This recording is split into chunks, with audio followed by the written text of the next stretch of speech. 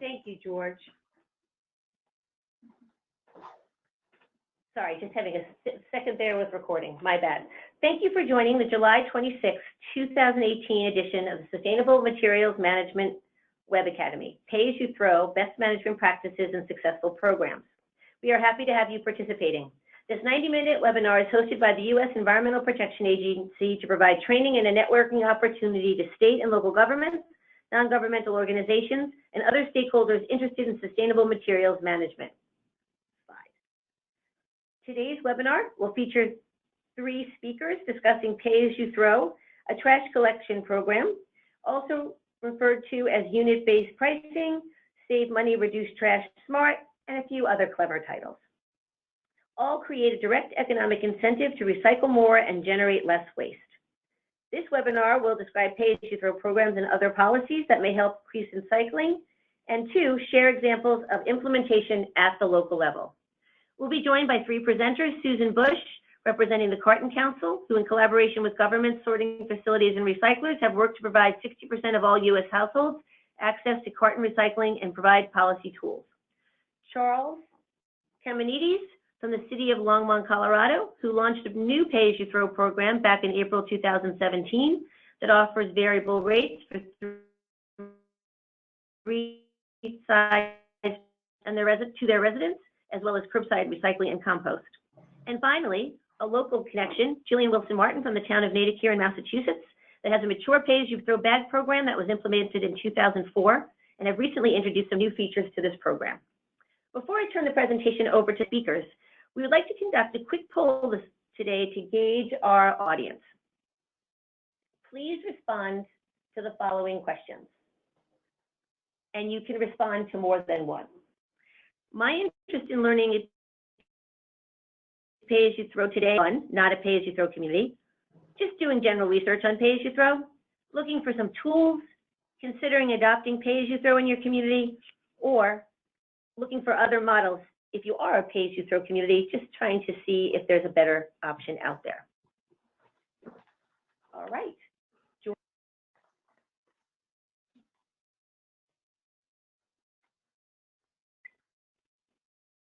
I'm going to close the poll and show the results. All right. So this is interesting. About a third of you are not Pay As You Throw communities. We just have some general interest. And we have about 10% looking for adopting Pay As You Throw.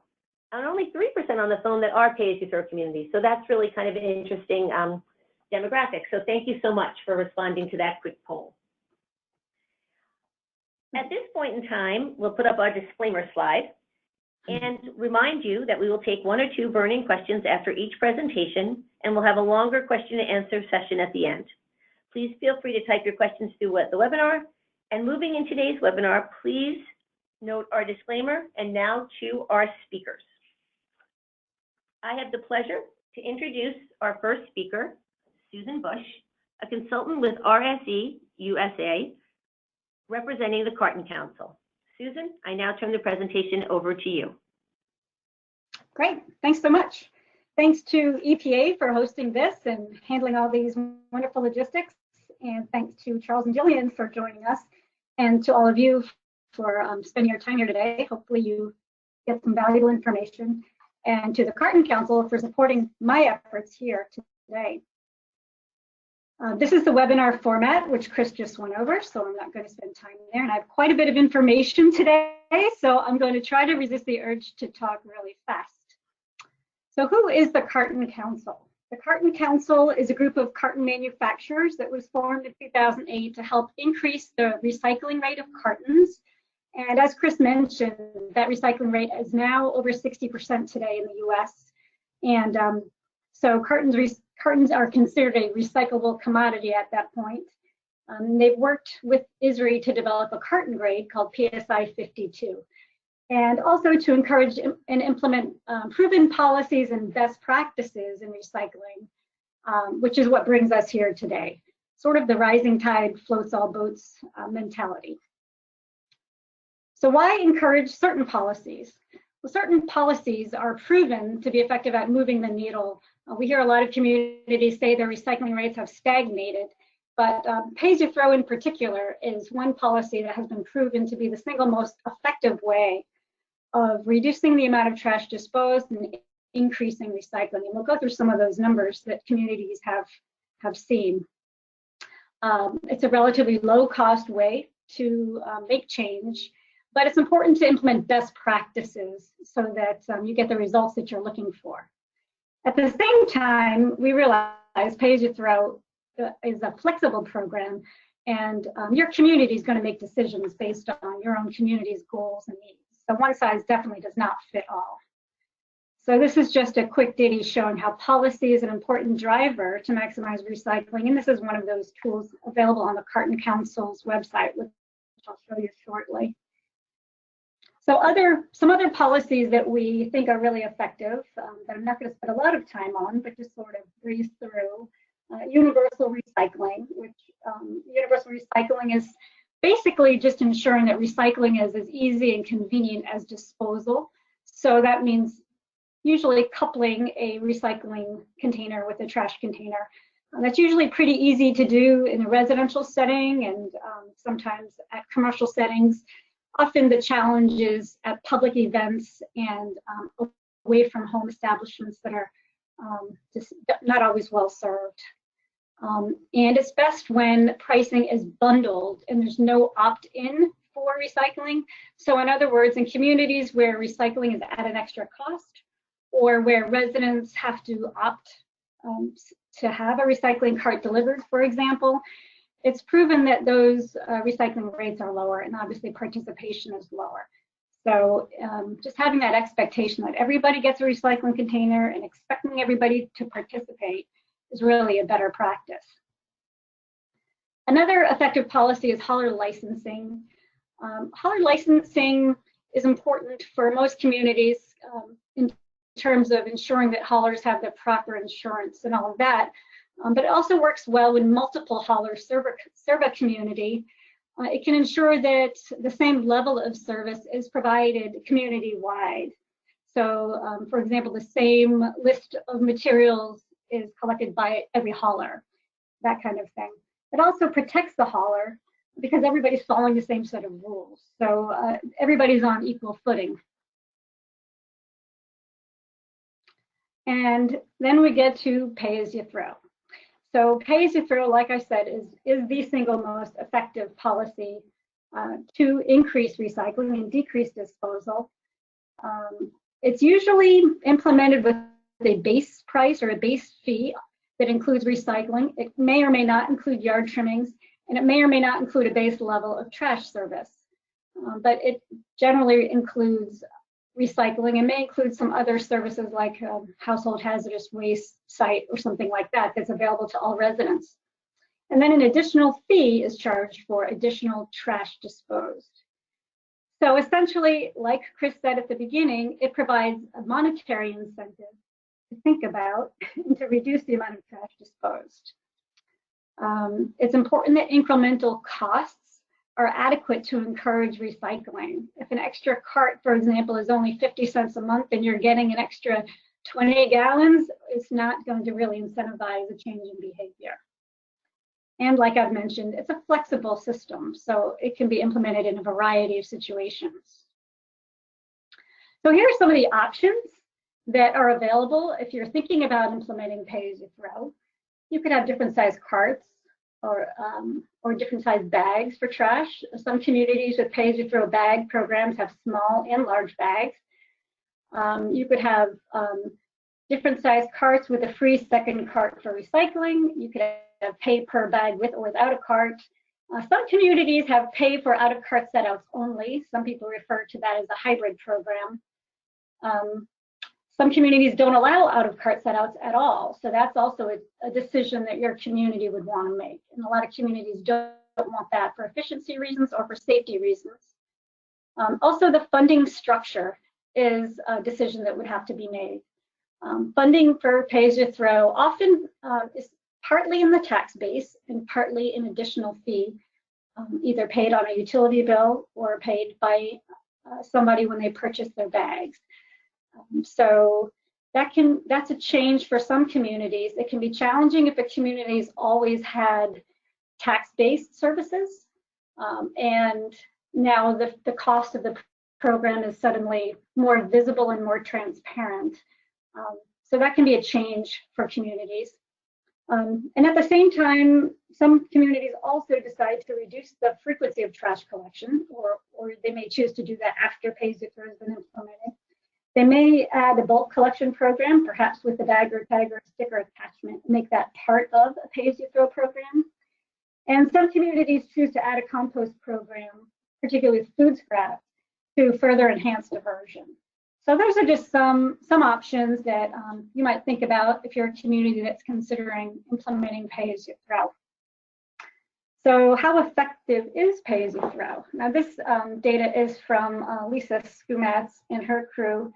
And so tons recycled go up by 50% or more. Tons disposed can go down by 15 to 20% or more from the residential sector. And this is among all types of pay-as-you-throw programs. So you'll see some higher numbers in a bit. In addition, 2/3 of communities see no increase in costs. And 90% of residents prefer the program once it's implemented. They may not be excited about it before it's implemented, but we all know change can be hard. And but once it's implemented, most citizens are very happy with the program. They see it as very equitable. Now here's an example of some specific outcomes.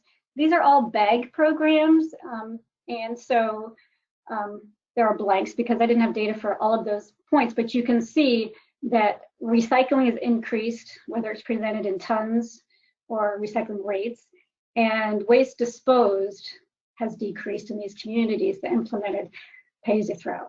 Now these are all bag programs. Bag programs tend to have even greater results because you're really thinking about waste generation, what you're going to dispose on a more continuous basis. You've got a smaller increment of volume there, and it just keeps it front and center in your mind.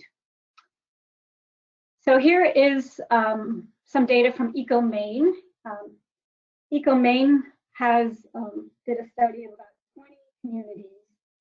9 are non-pay-as-you-throw and 11 are pay-as-you-throw. And this data from 2017 shows that with pay-as-you-throw, the average per capita disposed was much lower, 356 pounds per person versus 645. So quite a significant reduction in disposal there. And the average recycling rate is higher as well.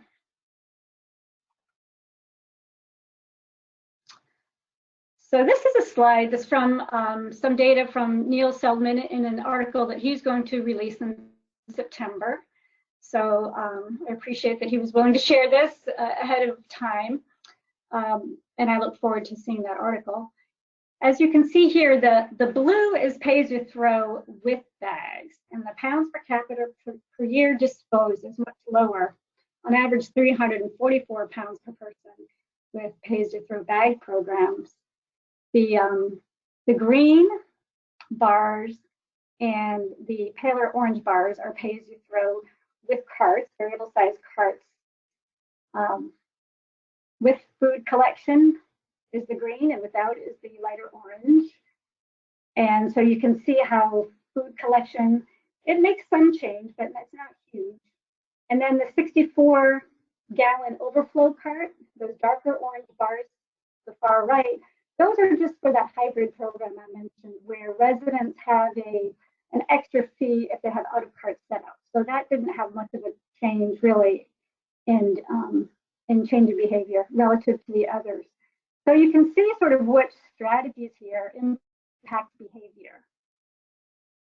Now, what would the number be without pay-as-you-throw at all? Well, it depends on where you are, but in Connecticut, about 789 pounds per household on average is disposed with no pay-as-you-throw per capita. And in Massachusetts, it's about 670 pounds per capita. So just to give you a frame of reference there.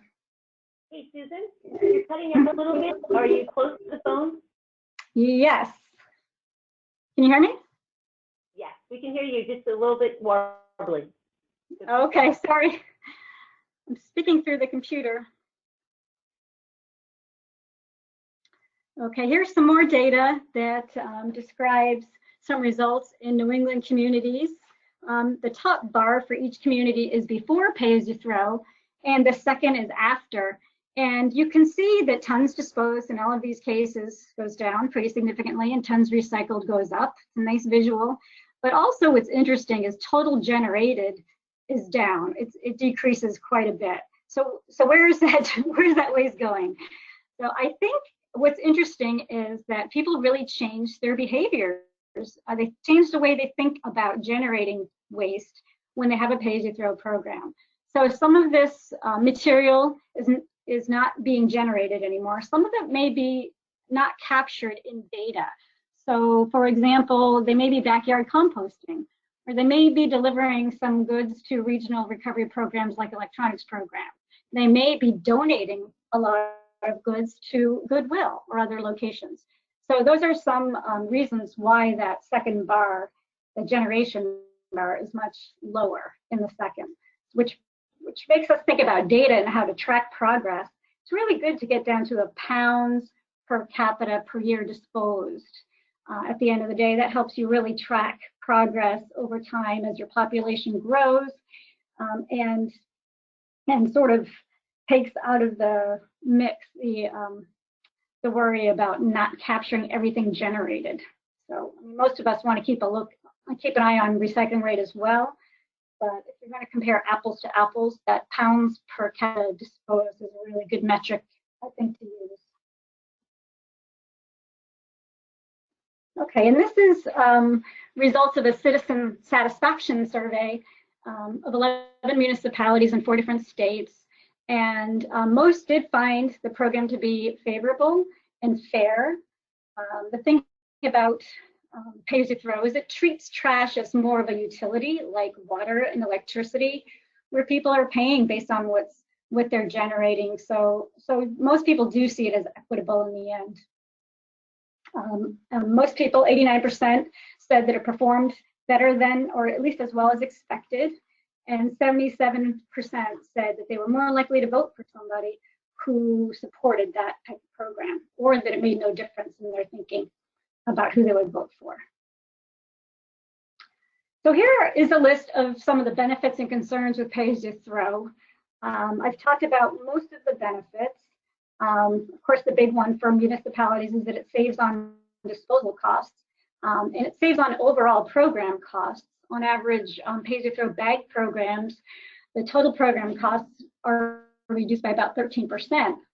So concerns about residents paying more are somewhat, they're really unfounded, because typically what happens is it just sort of keeps taxes from going up more as they pay for more out of their, in a different fashion, in a more transparent way.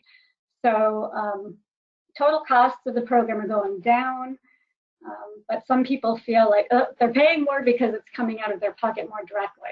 And really that transparency I see as a positive, because it keeps trash generation and behavior front and center in mind. I think people have just sort of started to think of trash and recycling as something that really ought to be free, or really is free, and there obviously are costs associated with the service.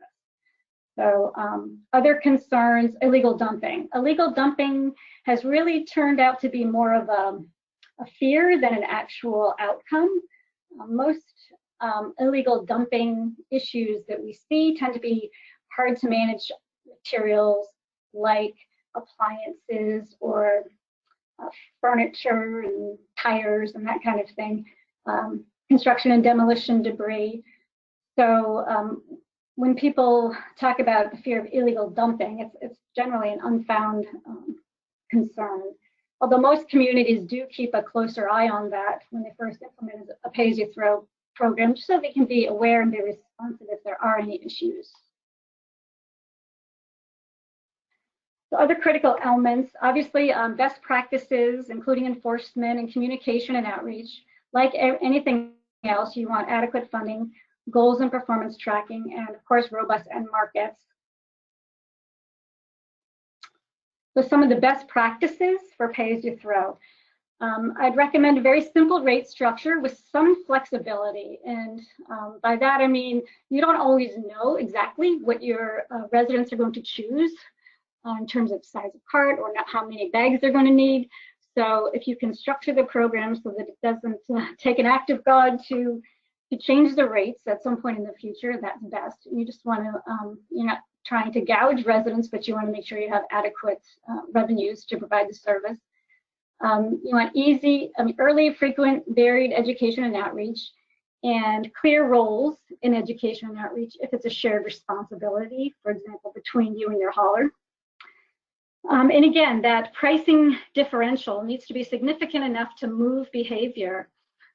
It's been suggested by Lisa Skumatz that for every 100% increase in volume, the price should increase at least 50%, but closer to 80% is more effective. And some people say at least 80%.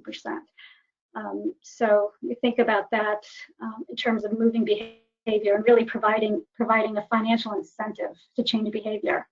Again, bundled services, automatic provision of recycling.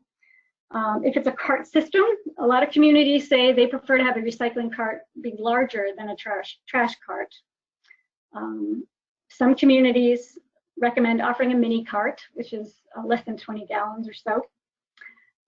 Obviously, there's a need to work with haulers, public officials, and the public. And anticipate any concerns and address them in advance. In this world of social media, it's very easy for false information and fears to spread like wildfire. So if you're trying to implement a pay-as-you-throw program in your community, it's best to get in front of those concerns. And then it's also good to tout your program successes. Let the public and the local officials know how well the program is doing so that it can continue to garner support.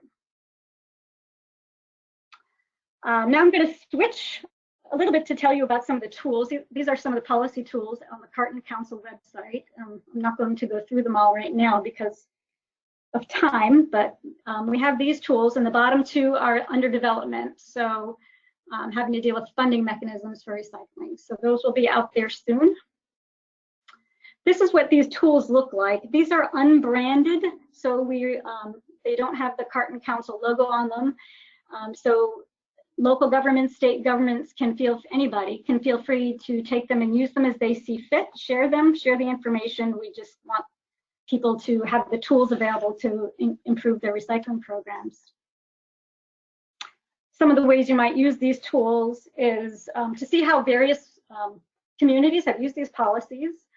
One of them has hyperlinks to all of their ordinances. So if you're trying to draft an ordinance or redraft an ordinance, you have some example language there that you can use. You can use these tools to spread awareness among local decision makers and elected officials. We've tried to make them succinct, but still informative. That's a hard line to walk sometimes. And if you have a solid waste advisory committee, they might be useful to those folks too. So here's where you find those tools. And if you scroll down here, you can click on supporting policy tools and you'll see them. And these are the links to the tools themselves.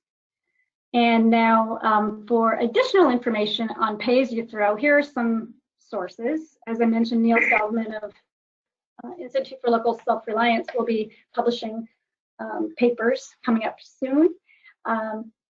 The payasyoufthrow.org website has some great case studies and information focusing on bag programs. PAYTnow.org has some information out there. That's Lisa Skumatz's group that has some great resources as well. And Massachusetts DEP has been very proactive in promoting pay-as-you-throw. They call it SMART there, save money and reduce trash. And they have some great resources, including an implementation guide, which is several years old, but it's still, I think, is very relevant. US EPA also has some archived items there that y'all might find helpful.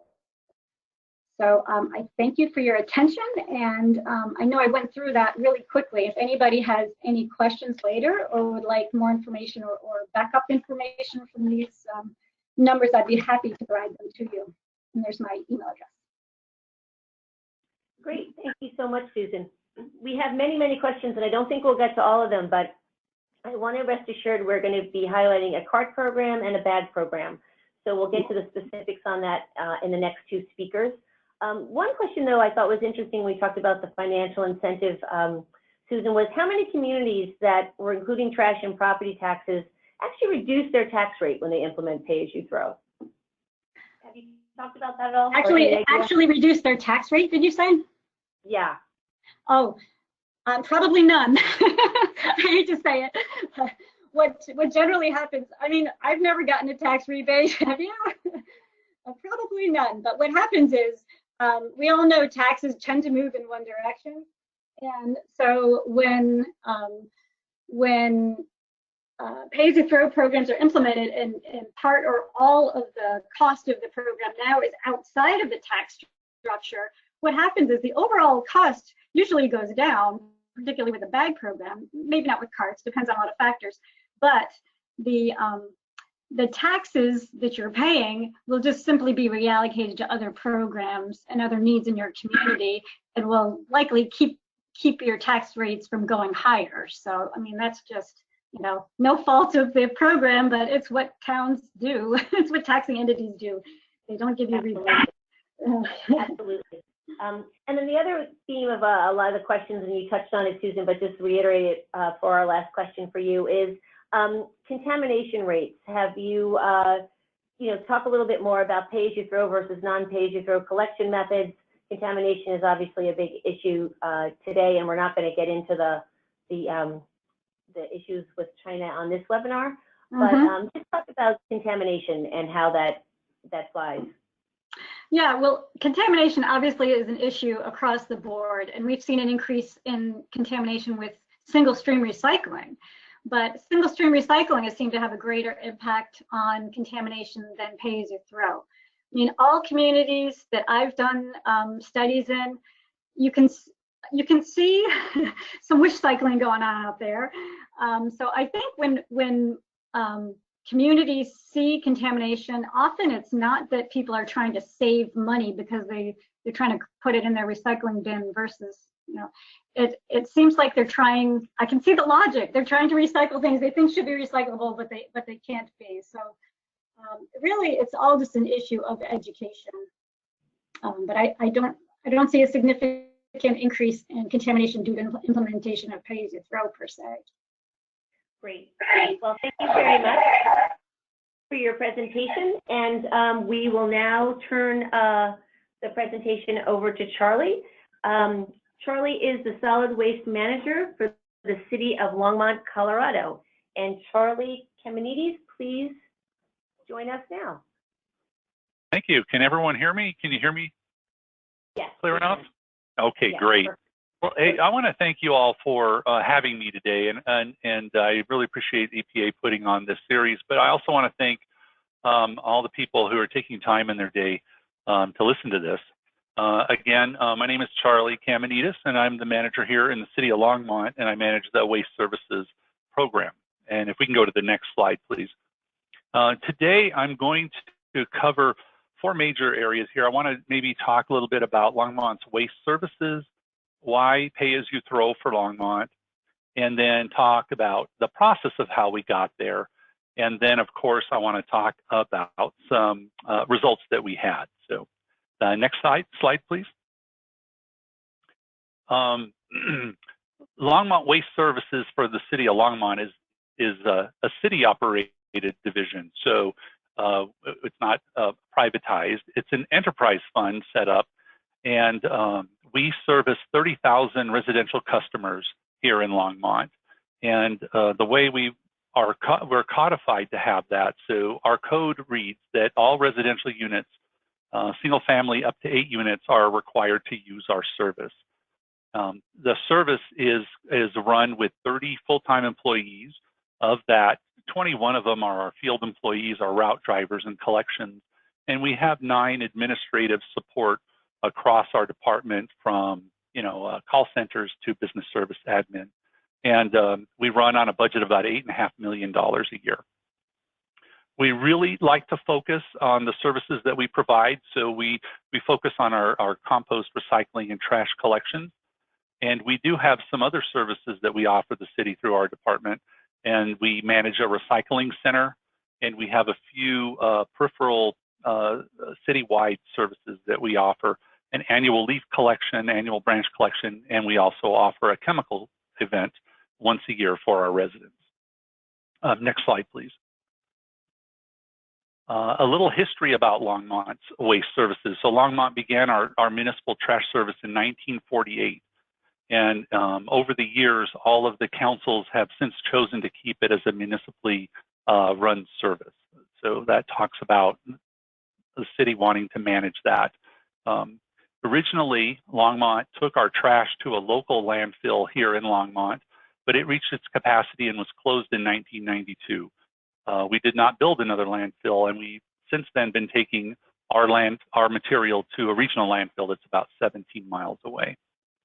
Longmont began recycling in the mid to late 70s with a grassroots effort of volunteers that actually drove an old school bus around Longmont and would pick up recyclables that residents would place out. But that evolved in about 1999, and we began a curbside collection. And of course, back then it was a dual stream. I'm sure many of you remember collecting bottles and cans separate from paper products. But in 2010, as many other regions have done, we moved over to a single stream collection. And then more modern, we began our pay-as-you-throw and curbside composting program in 2017. And then we'll talk a little bit more in the next few slides. So next slide, please. The big question is, why did Longmont consider pay-as-you-throw or enhancing what we had?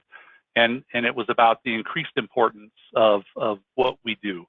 We in the city of Longmont, we like to look forward, looking 10, 20, 30 years down the road so that we can be prepared for the changes that are coming with landfills closing or rates increasing. You know, we want to control our destiny.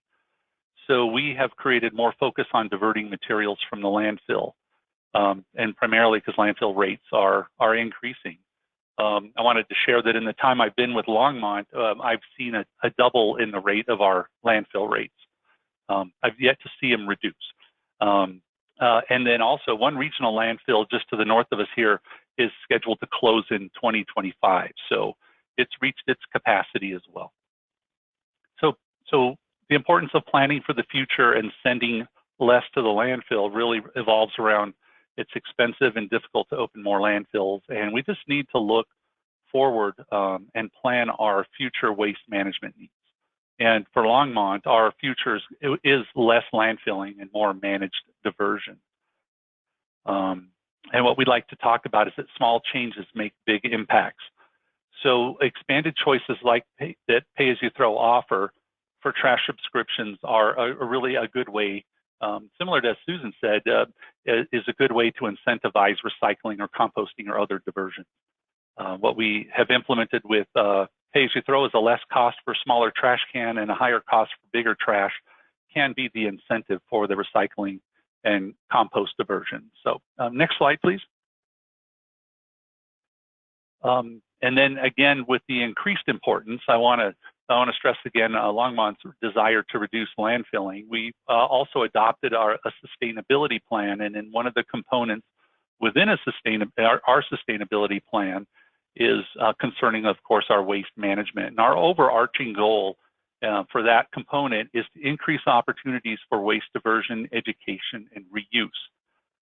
And then we have some major objectives in there. So decreasing residential trash, you know, we want to reduce our per capita disposal per day per resident. Our goal is to get to 2 pounds per day per capita, but also increasing our community-wide waste diversion overall. So our goal is overall our waste diversion in Longmont at 50% by 2025.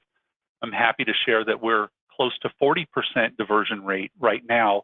And of course, that includes all of our curbside collection and our recycling facility.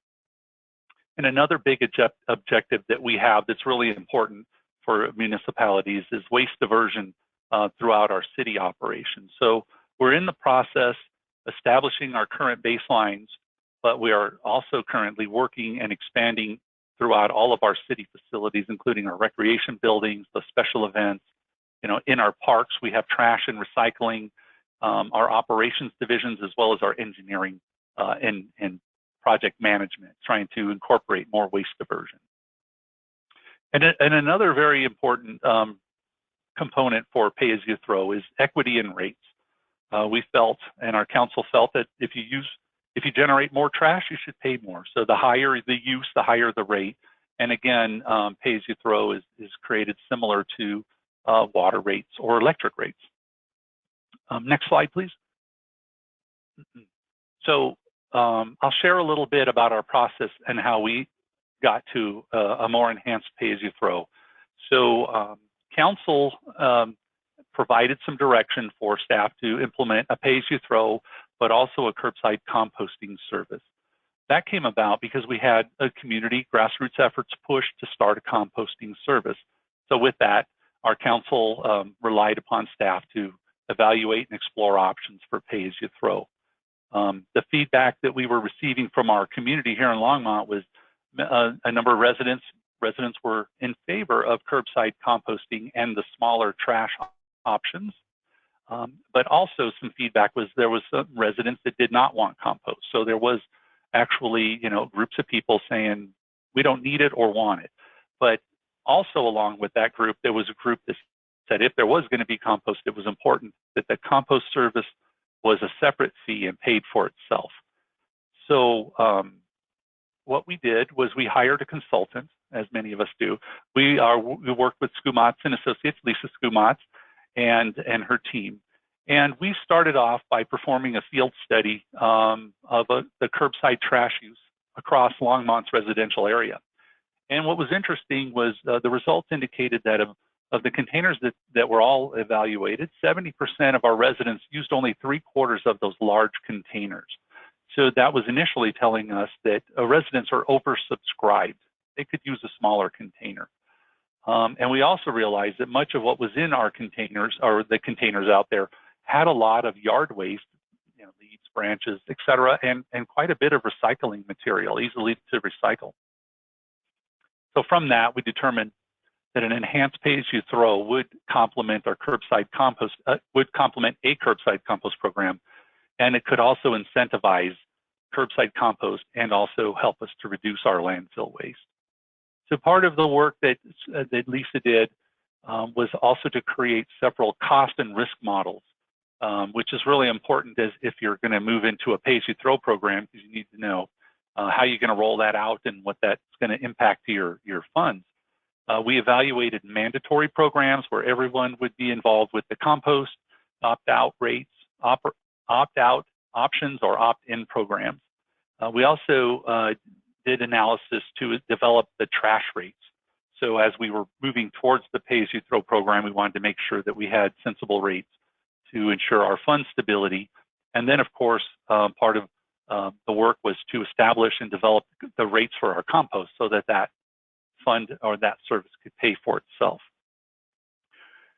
And then on top of that, if you're going down that road, you need to evaluate, and we did evaluate our container sizes and collection frequencies.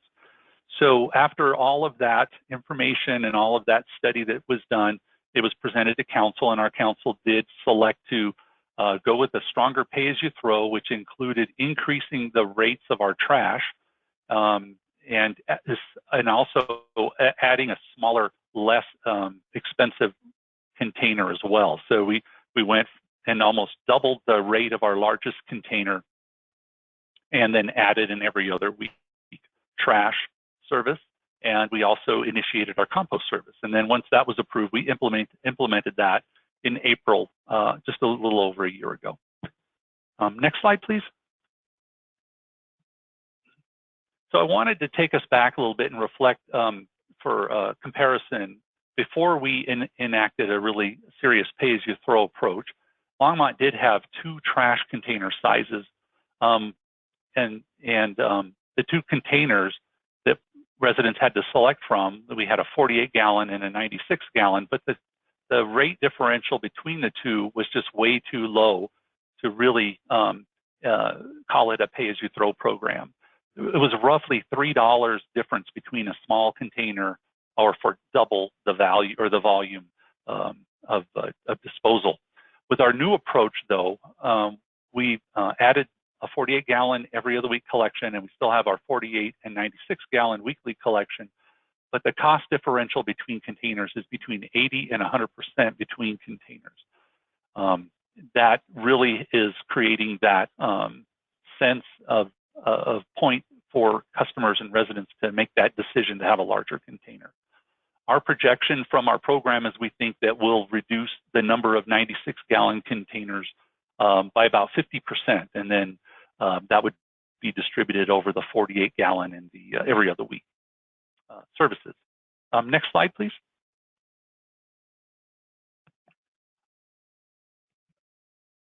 So once we have completed our work with council and received our direction, we needed to obviously roll out the new program, and there's two major components that I'd like to share with everybody. So obviously marketing is a major component to inform your communities that you have something new out there, and also the cart purchasing and distribution. Now, I don't want to belittle that. That was really an important component to the program. So going back to marketing, we did a lot of direct mailing, and we found that direct mail is very successful, but it kind of has a short lifespan. In other words, once you'll send out your direct mailers, you get a big hit of customers seeing it, reading it, and changing over, but it doesn't have a long life on that. So we've learned that we need to do more direct mailers, but the challenge on that is, as many of you know, is direct mail is expensive, but we do it and it's successful. We also have another variety of tools that we use. Our website, we've really beefed up our website to have a lot of information, and then social media has been very effective, having different ways to directly communicate with our community. And we do some outreach and tabling events and special events. We don't find a whole lot of increase in subscription changes from that, but it gets the word out. But I'll tell you one thing is that we do in Longmont is we try and we strive to be proactive to educate our residents that they can manage their own bill for their waste by knowing that there's 3 different sizes of trash and different options for composting. So we really emphasize that, and we hope that that will develop into greater waste diversion. When it comes to the cart purchasing and distribution, I did want to touch on that because as we launched this, we had a lot early on, a lot of requests for cart changeouts. And so anticipate that, because there's going to be a lot of people, I mean, maybe not everybody, but you're going to have a lot of people wanting that, and we need to service that in a relatively short time. But we also anticipated that we would have a lot of large carts coming in from the 96 to the 48-gallon size. And part of our plan with our pay-as-you-throw and composting is we anticipated that overstock of large containers. And what we ended up doing was, as we started our composting program, instead of buying entire new carts, we kept the old trash carts and we washed them and we sanitized them, we disinfected them, but we just bought new lids for them. And we saved a lot of money on the rollout of our compost cart, which we were able to share that savings with our community. And also we're sending the message that we're reusing carts, so rather than just crushing them or getting rid of them. We also did that same effort of just replacing lids for our every other week container. So by standardizing our cart sizes, we're able to have a little bit more flexibility and save money in the rollout of these new programs. Next slide, please. I just wanted to share some of Longmont's carts. So bear with me. The upper left corner shows the variety of cart sizes that we have available for our residents. So the cart on the upper left, is our large 96-gallon container, and then we have our 48-gallon weekly cart in the middle. Both of those have a black lid, but we initiated the yellow lid to signify an every other week collection. And then the bottom left picture shows a typical set out at a resident's home. If they were to get composting, we are reusing the black container, just changing the lid. We have recycling that we offer all of our residents, and then of course the every other week trash container. And then the images on the right-hand side are just you need to have a lot of containers on hand so you can service your community. But it takes that forethought and thinking so that you can get it going. Next slide, please. This chart here illustrates a shift in the changes within our year one. It was a good start in our first year. I wanted to share that our every other week trash collection, which we were curious about, has about 2,700 customers that signed up for every other week within that first year. So we feel that that was a success. And also because we coupled and complemented pay-as-you-throw with composting, within that first year, we had about 4,000 customers sign up for composting, and that number is still climbing today. So just some statistics or figures. Our first year of our composting, we diverted 1,300 tons of yard and food waste from the landfill.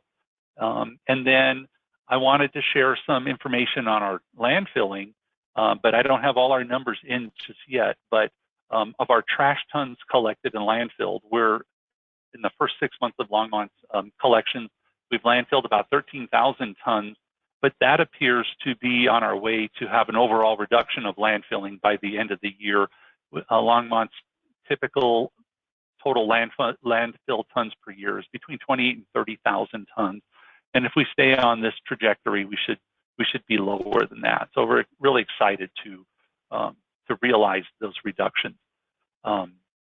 But I do want to also say that the residents in Longmont are continuing to request cart size reductions and subscribe to compost. So although we projected or anticipated a little bit more happening sooner, we had a big start, but it's continuing slow and steady. So I still feel confident that we're making a little bit of a difference here in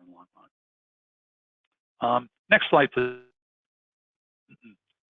So then the learning points.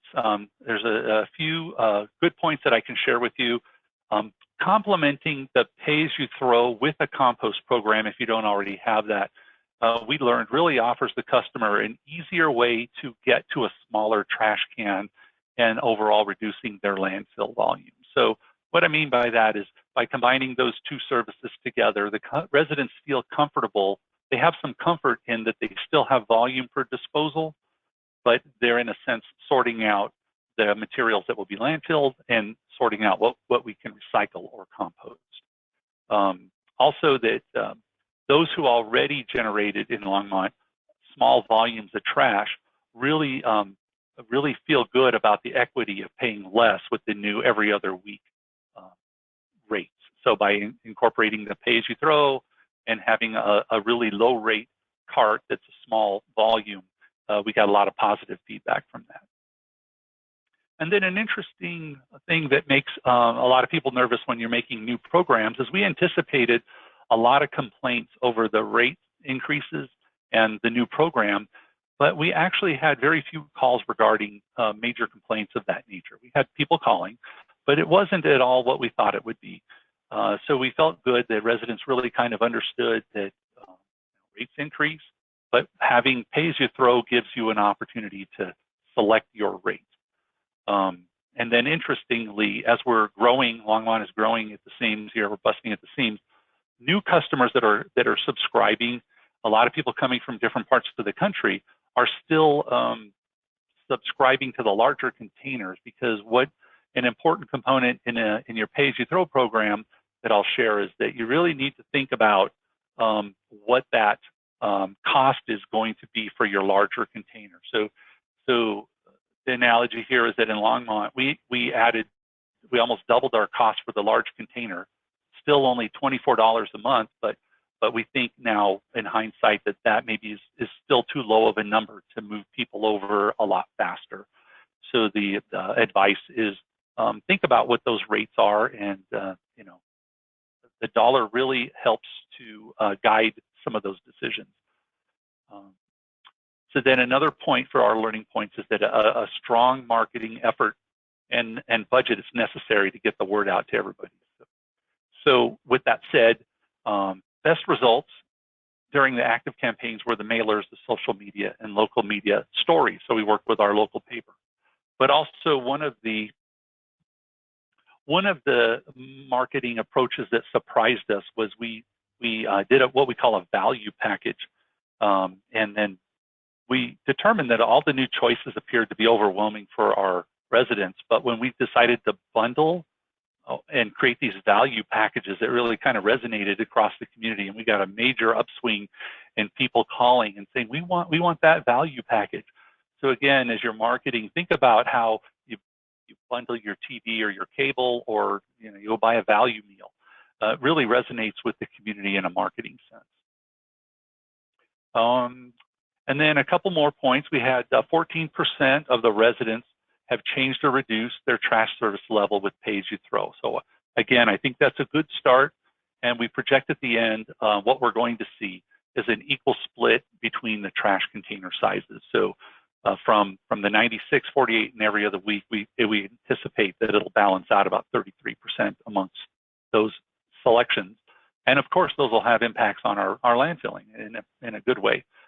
And then as you're launching your pay-as-you-throw in Longmont, we needed to bring on additional staff to keep up with the high rate of cart changes and exchanges.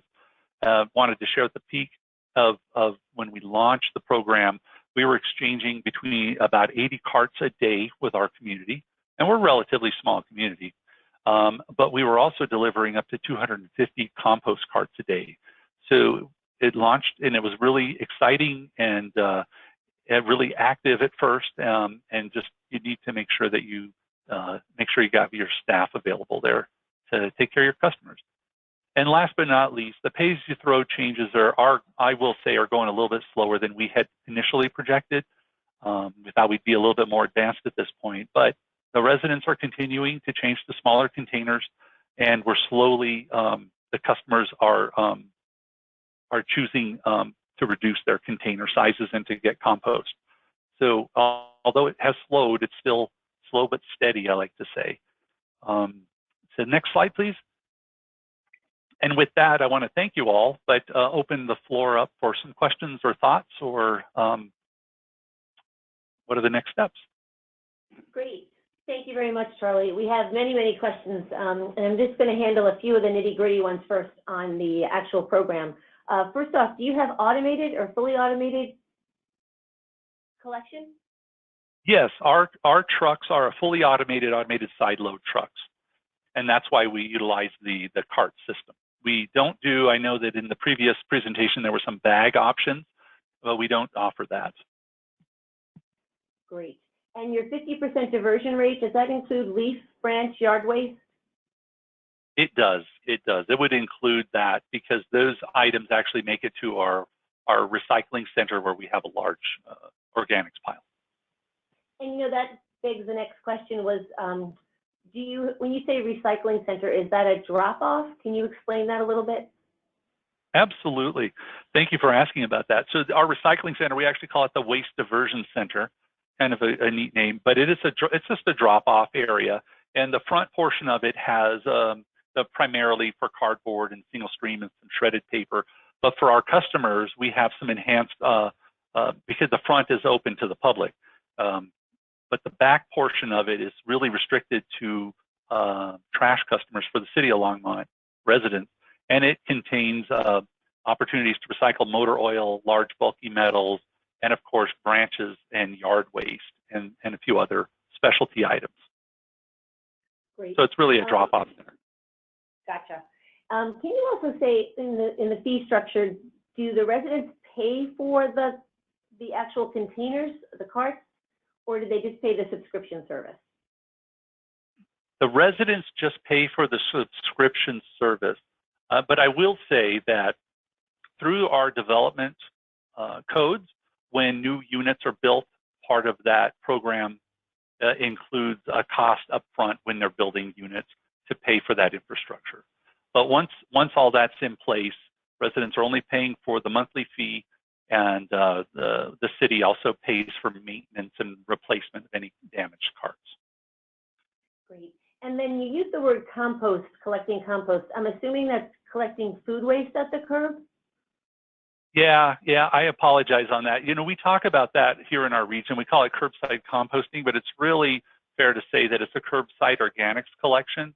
So our curbside organics collection, it does accept not only yard waste, but also food waste and biodegradable products, the BPI certified plates and utensils and bags and so forth.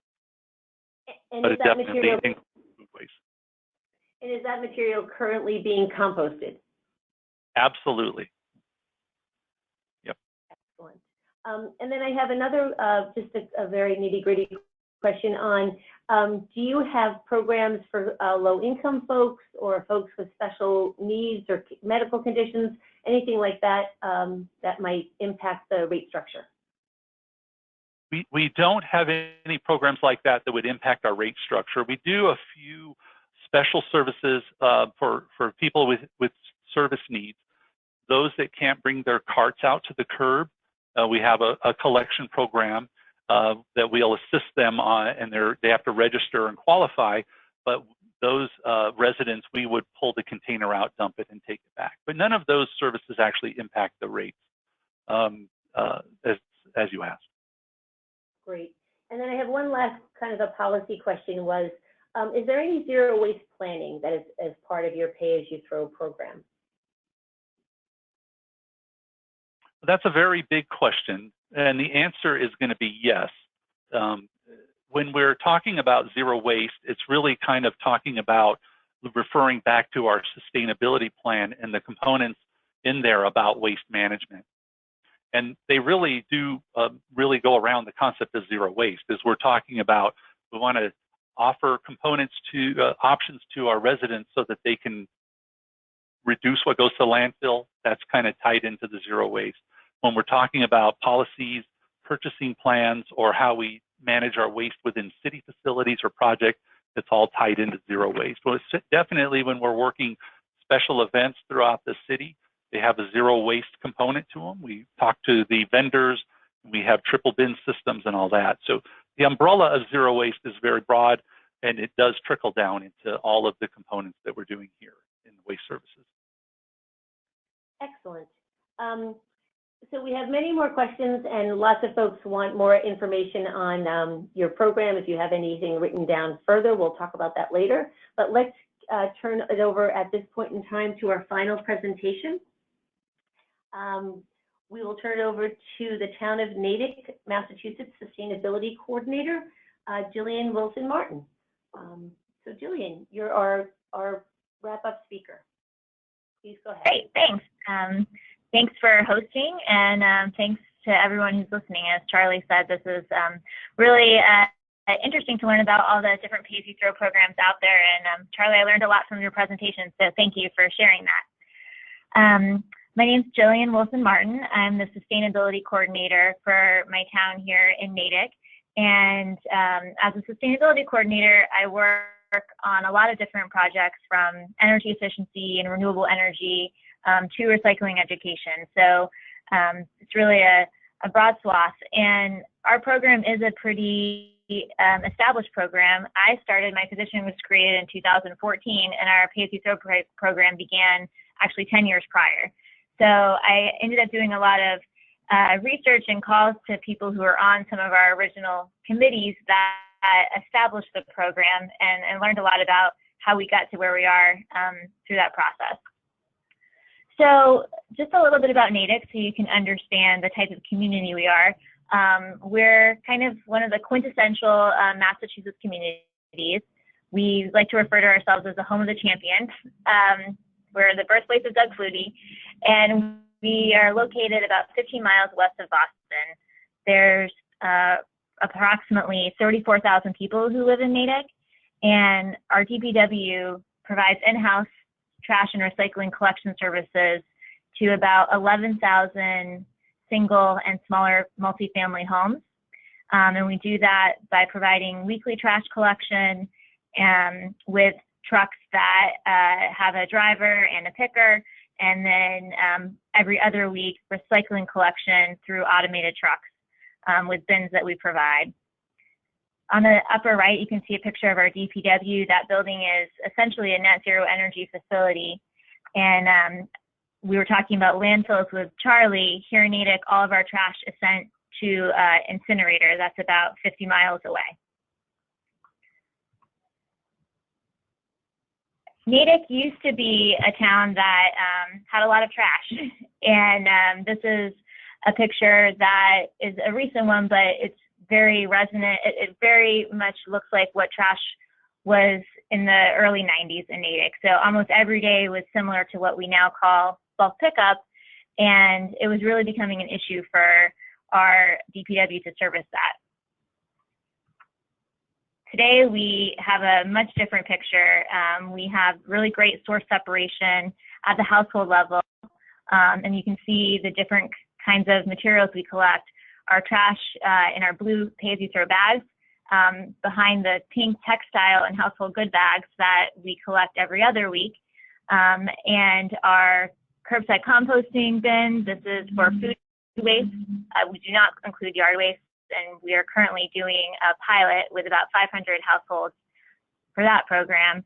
And then we have large 96-gallon totes for our recycling program, which is, again, every other week. And our journey to get there has really largely been influenced by pay-as-you-throw. Here you can see kind of the overall arch of our trash volume, which is the dark blue line, and our recycling volume, which is the lighter blue line. This is in terms of tons. And, you know, the real story here is that pay-as-you-throw has saved our town quite a bit of money, and it's reduced our trash volumes by about 40% and increased the amount of recycling we have in town by about 20%. And I've noted some key milestones for our trash and recycling program on the chart here, and you can see how we actually, at one point, for 1 year, we were a town that had a trash fee, and you can see that that didn't really make a difference in our trash volume, but pay-as-you-throw really did. And I'm going to walk through how we got there and what those decisions look like. So the impetus for our pay-as-you-throw program was really cuts to local aid.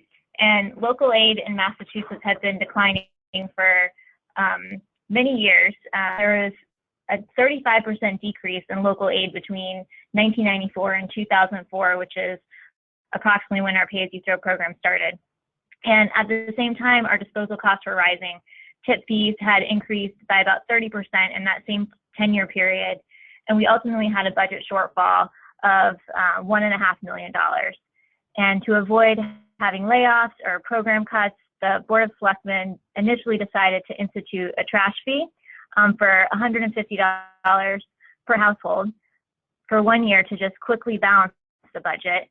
And at the same time, they formed a pay-as-you-throw committee to investigate pay-as-you-throw as an option for the future. So our pay-as-you-throw committee was launched in March of 2002, and by July of that year, they had some recommendations for the Board of Selectmen. The pay-as-you-throw committee had 14 members on it, and they had widespread representation from different groups. They had members of the recycling committee, our finance committee.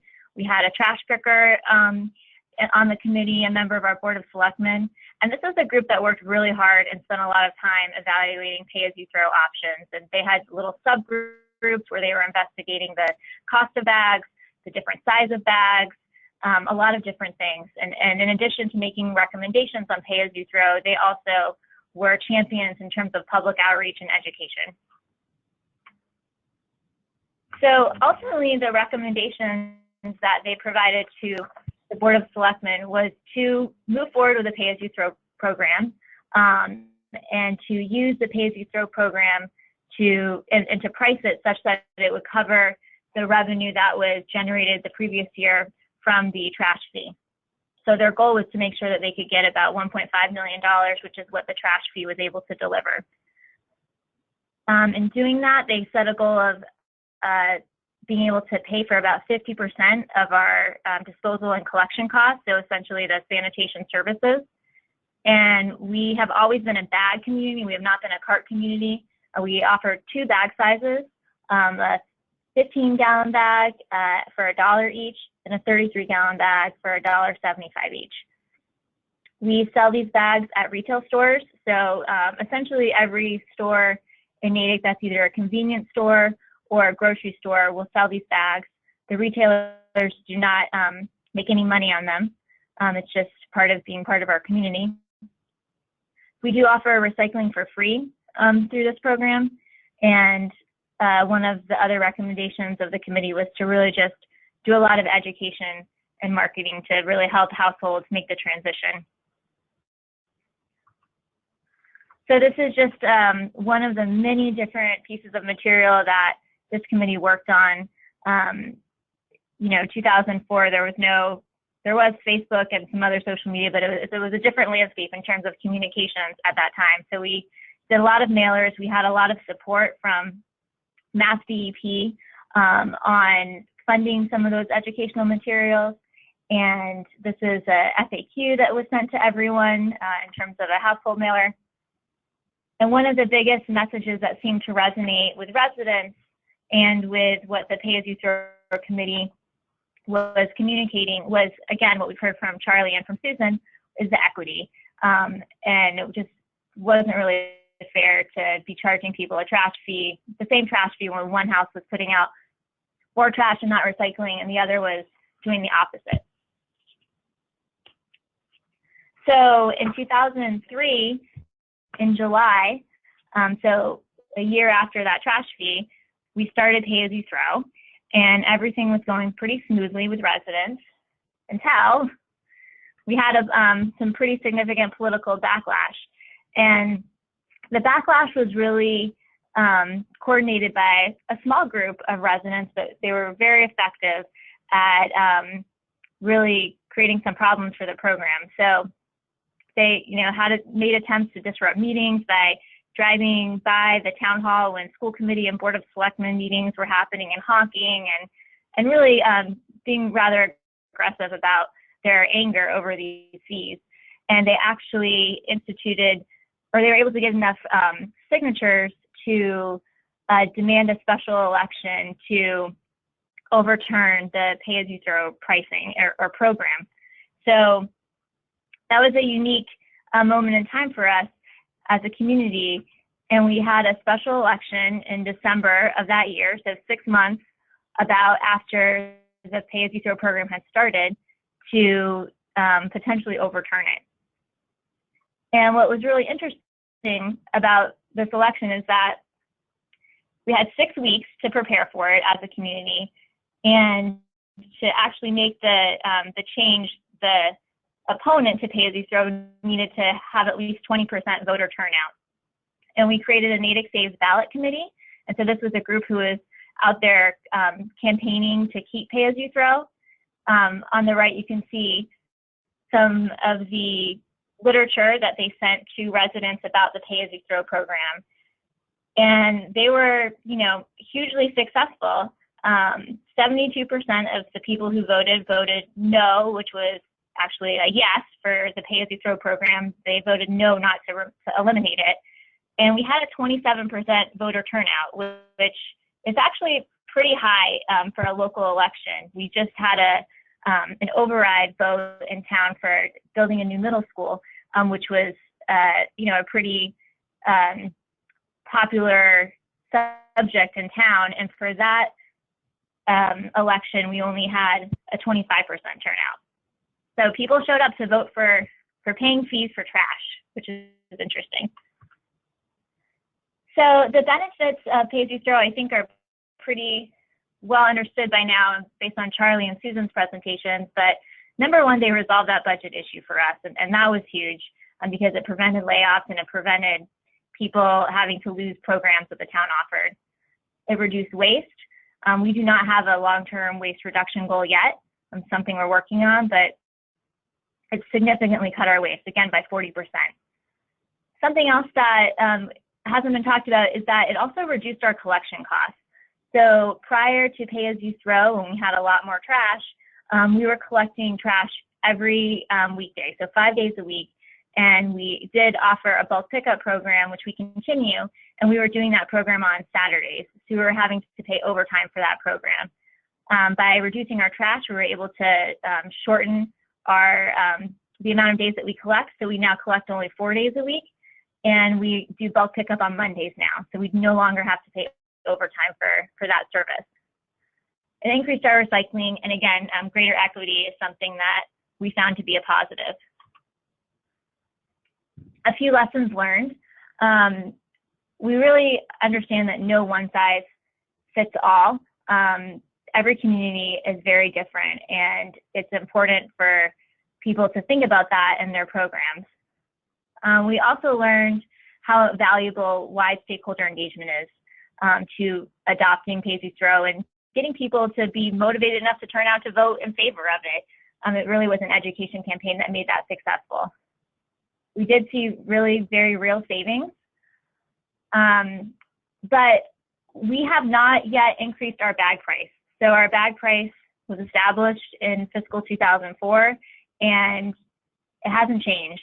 But a lot of other things have changed in the past 10 years or 15 years now, and our bag prices haven't. So our bag prices are set by the Board of Selectmen, and it does require some political will to change those, and fees are not popular. So that's been hard to do. We've also learned that it is important to provide some help for low-income populations and for seniors. We do provide free bags through our Natick Service Council, which is a group that helps low-income families. And something that we struggle with is we don't pick up trash or recycling from businesses or for larger multifamilies, and the equity is not really there for them. I also wanted to share a little bit of information about program proceeds. So here you can see how much revenue we are making from the program and the cost of the bags, and you can see the difference is really what the net proceeds are. And I think it's important to realize that this is something that you can pretty easily budget for. Over the past 12 years, which is what this data is, you can see that our proceeds are going down a bit, but that's because we're using less bags. And at the same time, it's really only about a 1% to 2% decline on average. So it's something that's pretty easily budgeted and fairly predictable. So today I mentioned, we have in-house recycling and trash collection services. We're doing biweekly textile collection. We have a food waste pilot at our recycling center, which is a drop-off center. We collect a lot of hard to recycle materials, which is what CHARM stands for. And we do reciprocal household hazardous waste collection with other communities in the area. So we have days throughout the year that residents could go to could come to a location in our community or go to another community to get rid of household hazardous waste. And I heard a question about contamination earlier. So we recently just did a study, and this is very preliminary numbers, that our contamination rate in our recycling was about 14%. When we just did that study where we did a trash audit and we looked at what was in our recycling totes and in our trash. And we're also capturing about 84% of material that is recyclable. So what's next for Natick? There's ongoing budget pressure. I mentioned that we had to vote for an override to build our new middle school. There's a new fire station that we need to build. There's a lot of costs that are coming as our infrastructure ages and local aid continues to be low. So that's a challenge for us. At the same time, there's also other fees out there. There's fees for some of our recreation programs that didn't exist before, and nobody likes fees, and that hasn't changed. And we all know that recycling costs are skyrocketing. So, pay-as-you-throw is not a settled issue in Natick. It's something that we've seen a lot of value from. I think that in the future, we'll continue to have some sort of pay-as-you-throw program. The size and shape of that might change. We're looking at different size bags. We have this curbside composting pilot that is about 2 years old, and we're trying to figure out what the next stage is for that. So it's to be determined what the future is for Natick. And as I note on the slide, it's not a settled issue, but whatever is. And that's the end of my slides, and I'm happy to take any questions that people have. Great, thank you so much. We have many questions for you, but I think we have a lot of questions on the pink versus the blue bags. So if you could explain that a little bit more, and then how many trucks are involved in the collection of bags, carts, blue bags, pink bags? Sure, so the pink bags versus the blue bags. So the pink bags are a brand new program. They're a year old, and that is a program that everyone receives the bags for free. They're mailed to them. They are for textiles and household goods. There's more information on our website with a list of those items. If you were to Google Natick ma.gov, you could find more info about it. But that's been a really surprising success for us. So residents are able to set the textiles and household goods out at the curb every other week on their recycling day. And in the first year of that program, we've collected more than 200,000 pounds of materials from that program. And it's been a great way to divert clothing and textiles. And we also have drop-off locations for textiles, and mostly textiles at our schools and at our recycling center. And those volumes have stayed the same even with the addition of our now curbside service. And it's a program that's actually kind of starting to populate across Massachusetts. So there's other communities in our region that have pink bags too. And the blue bags are the pay-as-you-throw bags, and so they have been around since 2004. In terms of the number of trucks, we have 3 trash trucks and 3 recycling trucks that go out every day. So 6 trucks total. And the trash trucks are, again, they're a driver and a picker, and those are going to those do a full route 4 days a week. And then the recycling trucks, which are automated, they essentially do half of a route every week. So every other week your recycling is collected. Great, thank you so much. Can you just talk a little bit about your 14% contamination rate and your 84% capture rate? There was some confusion there. Sure, so the 14% contamination rate, that is related to what is being put in our recycling totes that should not be put in the recycling totes. So, for example, plastic bags and items like that. And then the capture rate, that is the amount of materials that should be recycled that are being recycled. So again, we actually had people come and sort our trash for 2 weeks for households that were both recycling and had trash. So we looked at the same households for 2 weeks, and that's what that data shows. And these are preliminary numbers. We're just kind of in the middle of finalizing the results of that study. Great, thank you, Jillian. And I just want to confirm the trash is in the blue bags, and that goes to incineration as a final disposal option, correct? That's right. And the pink bags, which again are only every other week, and those are new, those go for processing for recycling and resale of textiles and household goods. Great, thank you so much. I think I heard you say that Natick does not do a municipal collection for multifamily homes. Is that true? We do for some multifamily homes, but only the smaller multifamily homes. So we don't service condominium complexes. We do, I think it's up to 3 unit multifamilies. Great. And on that note, I'd like to invite Susan and Charlie back into the conversation. And Charlie, would you handle multifamily in Longmont, Colorado? Would you talk a little bit about that? Absolutely. So we don't distinguish multifamily as commercial as some areas do. So we do manage multifamilies, and again, up to 8 units is required, but we do have apartments and condo complexes that are larger that we do service. So yeah, we do include them as residential. Excellent. And then I've had a lot of questions on carts versus bags. And I know that's a very long and tedious decision-making process, but do you have just a pithy comment each, Susan and Charlie and Jillian, on why, you know, what your recommendations are? And let's start with Natick and Jillian. Sure. I mean, I can say that we prefer bags because it's very transparent in terms of how much you are setting out, and it's very fair, and you don't have to worry as much about people really like overflowing carts. And it works with our current collection system. So a cart system, we would have to invest in different kinds of trucks to service that, and we haven't been ready to make that investment. And I think also from Susan's slides, it looks like we made the right choice. You know, 15 years ago, in that bag program seemed to be the most effective at reducing waste. Charlie?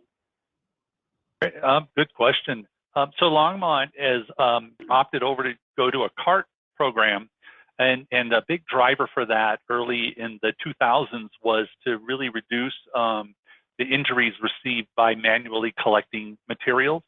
And that's when Longmont went to a completely automated system. So each of our trucks go out with just one driver and an automated system, so that, you know, truck just goes by, picks it up, and there's less interaction and not a need to have two people on a truck.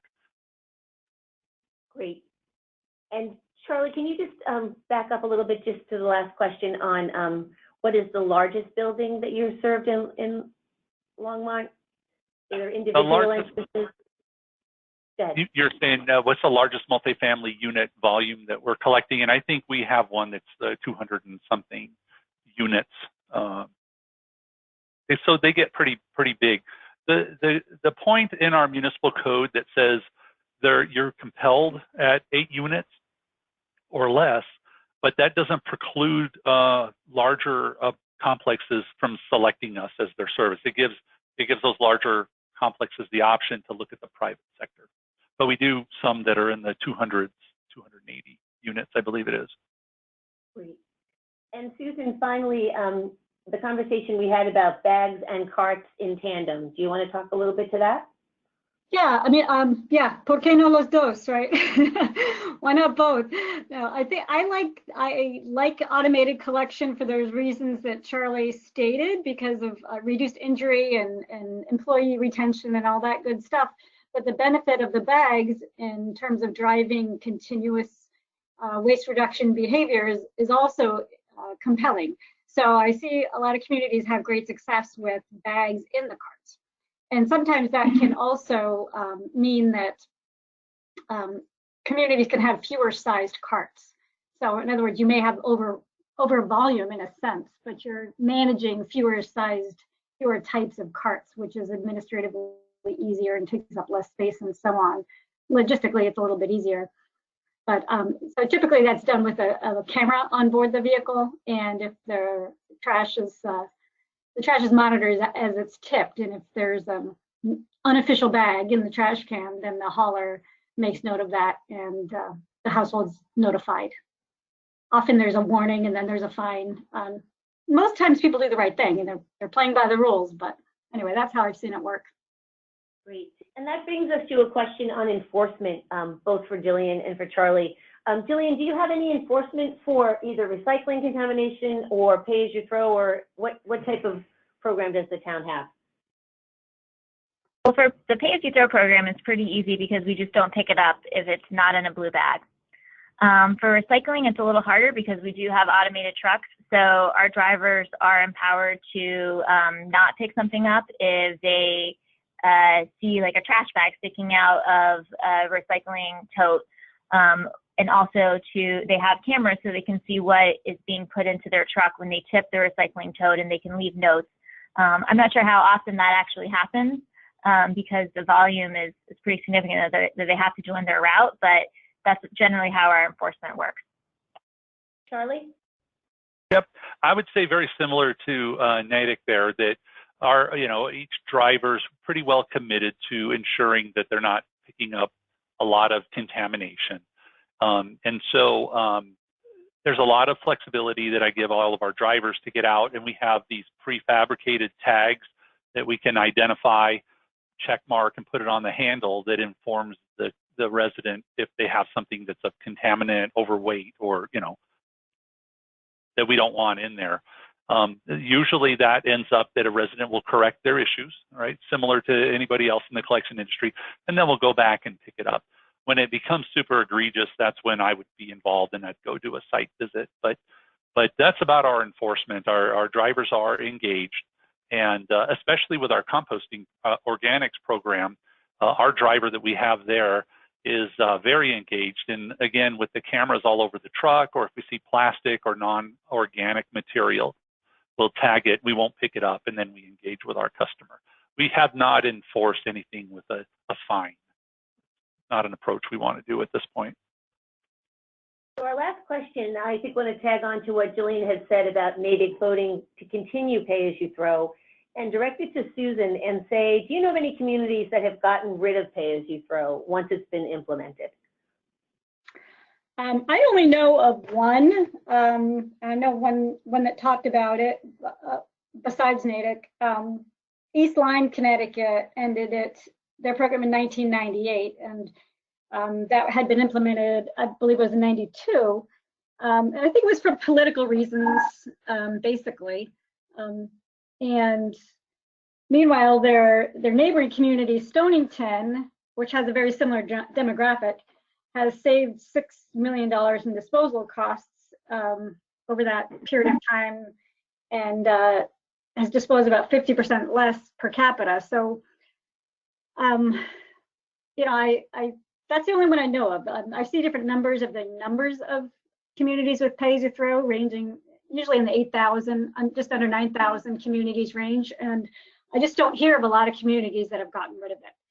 Fellow River, Massachusetts, a mayor said he wanted to rescind the program, but the town council voted against that. And again, this was driven by political motivation. He ran on that platform, and the town council voted against it because it would have cost the city over $2 million. So in lost revenues. So, you know, I think communities overall see that it works. I know sometimes there's a lot of fear. These concerns might come to fruition. And I know change is just hard. I mean, change is hard for me. Change is just hard. It's hard to envision a program change in your community sometimes, but that's why I think it's great to hear from these other communities and how they've made it work and how they've faced some challenges. So, and I've had a couple of people commenting, thank you, in the question box about communities that eliminated it, one in Maine, and also brought it back, and then 2 additional communities in Connecticut, again, for political reasons. So with that, I would like to thank you all for sharing your knowledge on pay-as-you-throw programs with us today. We're running towards the end of our time. We finally want to thank all of you for joining today's Web Academy and hope you continue to join us. Please pitch for filling out the survey at the end, or the evaluation at the end of our webinar. You'll receive that to give us feedback on how we continue to meet your needs. We'll post the webinar audio in about 2 weeks, and the slides as well. The slides, again, are in your chat box if you want to pull them down now. Please stay tuned for next month's webinar in August 23rd, which is Sustainability in the Built Environment, Why Materials Matter. So look for an email next week on registration details. This concludes today's session, and thank you all for joining. Bye-bye.